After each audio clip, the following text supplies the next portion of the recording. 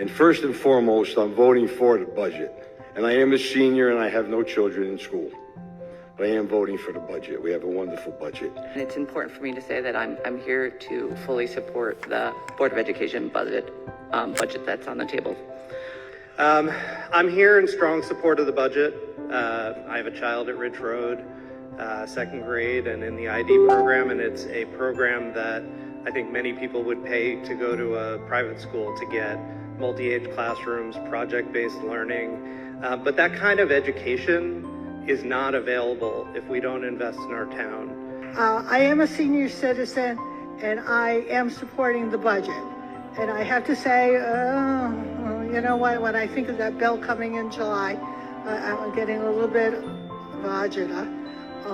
But I also remember having lived in this town for the last 50 years and working in the school system back in the 1990s, what it was like when we had multiple referendums going down.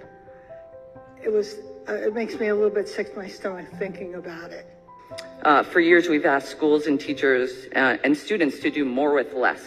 And while grit is an important trait that our students and staff have demonstrated time and time again, it's not enough to ensure a high quality education for every child. Our teachers are working tirelessly to provide the best education they can, but they cannot do it on grit alone. Our children are deserving of more. I want to speak up for the raises for our admin and for our first selectmen, because first off, you can't just take people's raises away. That's not how it works, okay? Many people are part of a union that were negotiated, and these are contractual obligations that we have. Also, they earn every single cent. Our principals, all of them are the heartbeats of our schools. They're the heartbeats of every school. The notion that we can just do more with less is not sustainable. It risks undermining the very foundation of what makes our town and our schools great.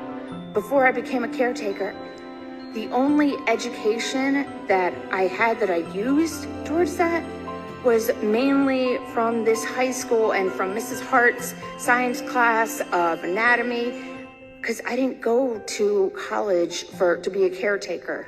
A lot of caretakers that are going to eventually take care of the seniors or the older residents here in the next 10 years are coming either 2 years out of high school, and that is their education. I want to speak really quickly. We heard it a couple times tonight about our budget being $9 million in extra spending. We are not going on a spending spree here. We are not out and buying a whole bunch of things that we don't currently have. This $9 million is an increase in what everything is costing. So we are maintaining our services that we have. It's not like we're out there just buying a whole bunch of extra stuff. How we educate kids here in North Haven is going to affect your quality of life. These are the people that will more likely take care of you when you need help. Oh, and I heard a couple times tonight say that asking for a 6.99% increase is not standard. And I just wanted to point out that I'm not sure that we're living in standard times anymore. I want to point out also from the education budget side that last year, after the budget referendum failed, there was $1 million cut to the medical insurance reserves. One of the top line items that went up this year was the medical and dental insurance by almost $1.5 million. Those types of cuts to what the actuaries, the people who determine our insurance rates, tell us we need to have on hand do have impact on the classroom. Losing even one staff member affects students. I remember the 2008 recession.